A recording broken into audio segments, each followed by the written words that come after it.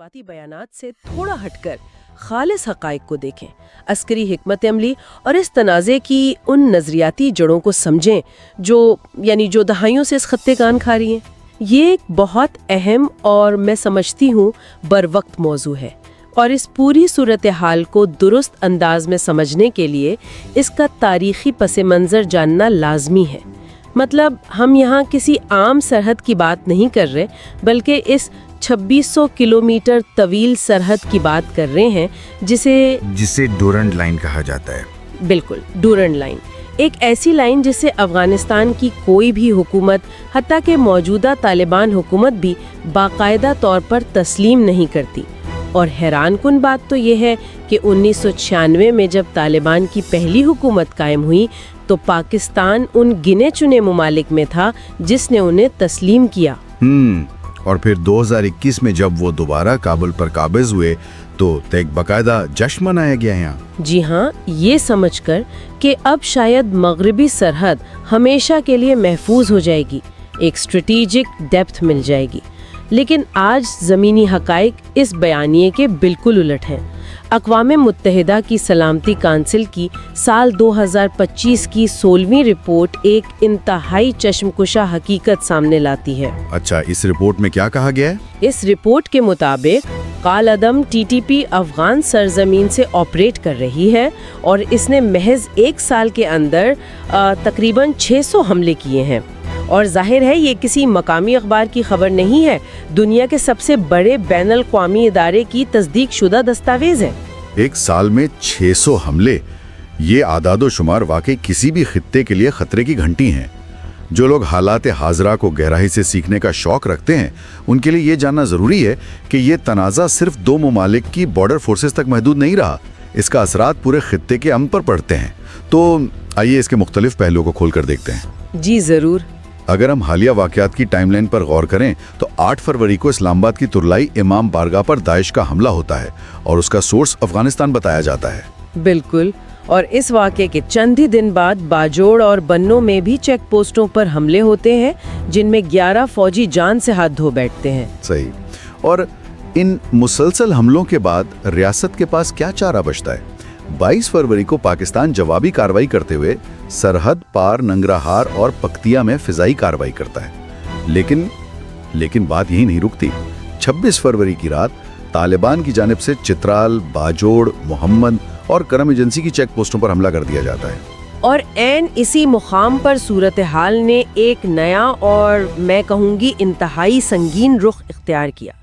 वज़ीर दिफा ख्वाजा आसिफ की जानिब से उसे बाकायदा ओपन वॉर या खुली जंग करार दिया गया। ओपन वॉर ये कोई मामूली लफ्ज़ नहीं है। बिल्कुल नहीं है।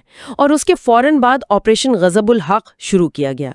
ये महज बॉर्डर पर फायरिंग नहीं थी, काबुल, कंदाहार, पख्तिया और नंगरहार के अंदर गहराई में जाकर 22 मुख्तलिफ मुकामात को निशाना बनाया गया, यानी सीधा उनके ब्रिगेड हेडक्वार्टर्स पर। जी, और जो आदाद व शुमार सामने आए हैं उनके मुताबिक 274 दहशतगर्द हलाक हुए, 73 पोस्टें और 115 टैंक तबाह किए गए। उसमें पाकिस्तान के 12 फौजी भी जान से गए, अगरचे अफगान वजारत दिफा ने 55 का दावा किया है। जंगों में तो दावे मुख्तलिफ होते ही हैं, लेकिन एक बात जो बहुत नुमाया थी वो तालिबान की जानिब से ड्रोन्स का इस्तेमाल था। एबटाबाद, सवाबी और नौशहरा की तरफ ड्रोन हमले किए गए जिन्हें ज़ाहिर पाकिस्तान ने नाकाम बना दिया।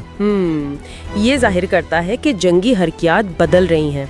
तो फिर यहाँ एक सवाल बनता है, क्या ज़मीन पर मौजूद इन दोनों अफवाज की अस्करी ताकत का आपस में कोई मवाजना है? यहाँ सबसे हैरान कुन बात यह है कि इस कशीदगी को किसी रिवायती जंग के पैमाने पर नापा ही नहीं जा सकता।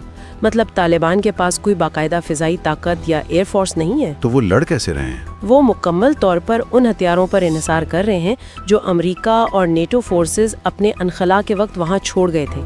तज्जियों के मुताबिक इन हथियारों की तादाद तकरीबन 10 लाख के करीब है, जिनमें M16, M4, RPGs वगैरह शामिल हैं। ज़मीन पर तो वो गुरेला जंग के माहिर हैं, पहाड़ों से वाकिफ़ हैं, लेकिन फ़िज़ा में उनका कोई दिफा नहीं। और यही वो नुक्ता है जहां जदीद जंगों का नक्शा बदलता है। अस्करी तारीख गवाह है कि एयर पावर या फिजाई बरतरी किस तरह ताकत का तवाजुन बदल देती है। 1965 की जंग और MM आलम की मिसाल ले लें। اگر فضا میں آپ کا غلبہ ہو تو زمین پر دشمن کی تعداد یا گریلا حکمت عملی ثانوی ہو جاتی ہے۔ بالکل صحیح کہا آپ نے، اور اسی فضائی برتری نے ایک انتہائی دلچسپ تبدیلی پیدا کی۔ وہ کیسے؟ دیکھیں نا، چند ہفتے قبل طالبان کمانڈرز کی ویڈیوز آ رہی تھیں، سینٹروز مال اور فیصل مسجد پر حملے کی دھمکیاں دی جا رہی تھیں، لیکن جیسے ہی فضائی کارروائیوں میں عسکری نقصان اٹھانا پڑا تو فضا بالکل بدل گئی۔ طالبان حکومت کے ترجمان ذبیح اللہ مجاہد کا بیان آ گیا کہ ہم بات چیت کے ذریعے مسئلہ حل کرنا چاہتے ہیں۔ یعنی طاقت کے استعمال نے مذاکرات کی راہ ہموار کر دی؟ جی بالکل ایسا ہی ہے، لیکن اگر ہم اسے وسیع تر تناظر میں دیکھیں تو یہ صورتحال بین الاقوامی قانون پر ایک گہری بحث کو بھی جنم دیتی ہے۔ وہ آرٹیکل 24 والی بحث؟ جی ہاں، UN چارٹر کا آرٹیکل 24 کسی بھی دوسری ریاست کی خود مختاری کی خلاف ورزی سے سختی سے منع کرتا ہے، لیکن وہیں آرٹیکل 51 کسی بھی ریاست کو سیلف ڈیفنس میں، اپنے دفاع میں طاقت کے استعمال کی اجازت بھی دیتا ہے۔ تو یہ تو ایک مخمصہ بن گیا نا۔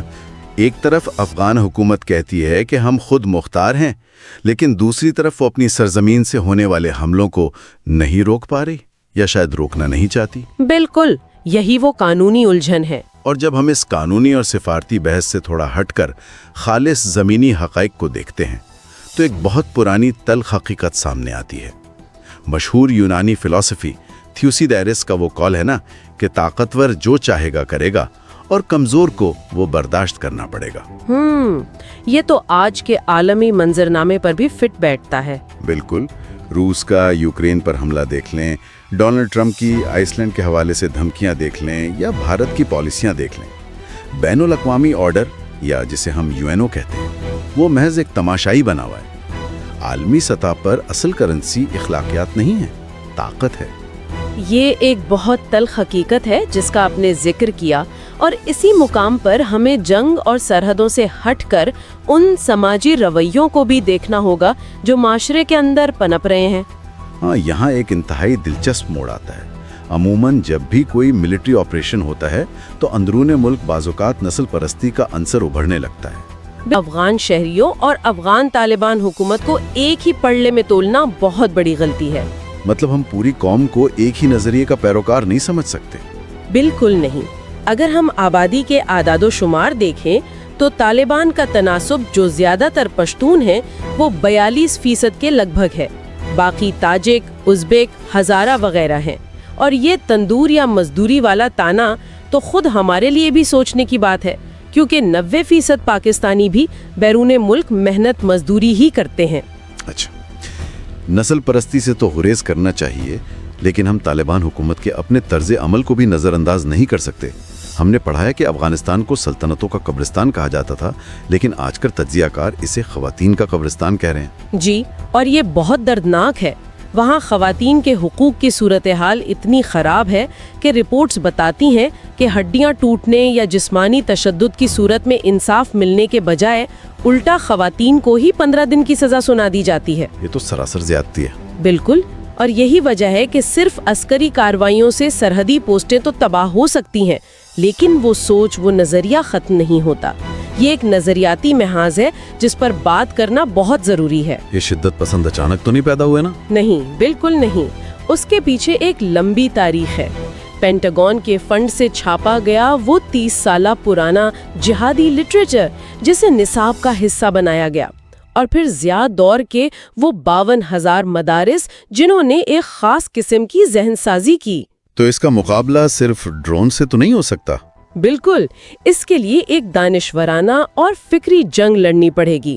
اور جب نظریاتی جنگ کی بات آتی ہے تو بعض اوقات بیرونی خطرات سے زیادہ اندرونی کردار خطرناک ثابت ہوتے ہیں۔ جی، ہمدردوں کی موجودگی۔ بالکل، جیسے مولانا عبدالعزیز کا جامعہ حفصہ پر طالبان کا جھنڈا لہرانا اور پولیس کو دھمکانا، یا پھر مولانا فضل الرحمان کا وہ بیان جس میں افغان خود مختاری کے احترام کی بات کی گئی۔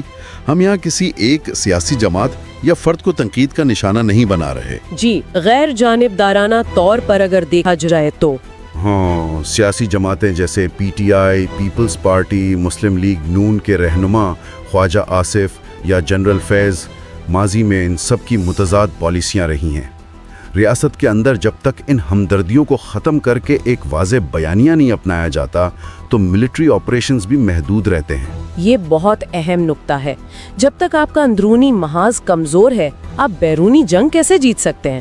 صحیح۔ تو اس سب کا اصل مطلب کیا ہے؟ آگے کا راستہ کیا ہونا چاہیے؟ آگے کا راستہ علاقائی شراکت داری ہے۔ پاکستان تنہا اس افریت کا مقابلہ نہیں کر سکتا۔ چین، روس، تاجکستان کو ساتھ ملانا ہوگا۔ روس کا ذکر یہاں کافی اہم ہے کیونکہ اب یہ خطرہ صرف TTP تک محدود نہیں ہے۔ داعش خراسان یعنی ISKP اور ازبکستان کی اسلامی تحریک جیسے گروہ اب شنجیانگ اور روس تک کارروائیاں کر رہے ہیں۔ حال ہی میں روسی ریلوے اسٹیشن پر جو دھماکہ ہوا اس کا ذکر سرگئی لاوروف نے بھی کیا اور اس کے تانے بانے وہیں جڑتے ہیں۔ مطلب یہ ایک مشترکہ علاقائی خطرہ بن چکا ہے۔ بالکل، اس لیے سفارتی دباؤ کے ساتھ ساتھ ریاستی عملداری اور معیشت کو بھی مضبوط کرنا ہوگا۔ قبائلی علاقوں میں انٹیلیجنس شیئرنگ، بارڈر مینجمنٹ اور وٹ آف دا اسٹیٹ کو یقینی بنانا ہوگا۔ اور میرے خیال میں معاشی منصوبے جیسے ٹاپی گیس پائپ لائن اس پر کام تیز کرنا ہوگا تاکہ دونوں طرف کے معاشی مفادات جڑ سکیں۔ جی، لیکن یہ ایک اہم سوال کھڑا کرتا ہے، کیا محض بندوقیں چھین لینا کافی ہے؟ کیا ان کے ٹھکانے تباہ کر دینے سے ان کی سوچ ختم ہو جائے گی؟ تاریخ تو یہی بتاتی ہے کہ ایسا نہیں ہوتا۔ بالکل، ان کے نظریات کو ختم کرنے کے لیے ایک منطقی اور دانشورانہ فرنٹ پر کام کرنا لازمی ہے، ورنہ آج ایک نسل سے بندوق چھینیں گے، کل دوسری نسل دوبارہ ہتھیار اٹھا لے گی۔ بالکل درست کہا آپ نے۔ آج کی یہ گفتگو واقعی بہت چشم کشا رہی ہے۔ اگر ہم اس کو سمیٹیں تو یہ بات عیاں ہوتی ہے کہ یہ حالیہ حملے اور آپریشن غضب الحق محض چند ہفتوں کی کشیدگی نہیں ہے، بلکہ دہائیوں پر محیط پیچیدگیوں کا نتیجہ ہے۔ بین الاقوامی قانون کی حدود، عسکری طاقت کا عدم توازن اور ملک کے اندر موجود متضاد بیانیے، یہ سب مل کر ایک ایسا جال بناتے ہیں جسے صرف طاقت سے نہیں کاٹا جا سکتا۔ طاقت وقتی امن دے سکتی ہے، پائیدار استحکام نہیں۔ بالکل۔ اور اب اختتام کی جانب بڑھتے ہوئے ذہن میں ایک سوال آتا ہے جو ہم سب کے لیے سوچنے کا پہلو ہے۔ آج ہم دیکھ رہے ہیں کہ فضائی برتری نے، ایئر پاور نے گوریلا جنگجوؤں کے خلاف طاقت کا توازن بدل دیا ہے، ان کو مذاکرات پر مجبور کر دیا ہے۔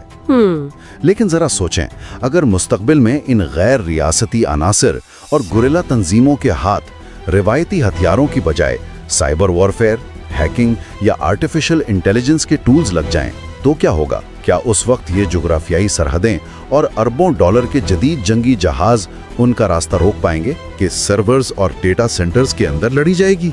اس بارے میں ضرور سوچئے گا۔ اس تفصیلی جائزے میں ہمارا ساتھ دینے کا بہت شکریہ۔ ملتے ہیں اگلے جائزے میں۔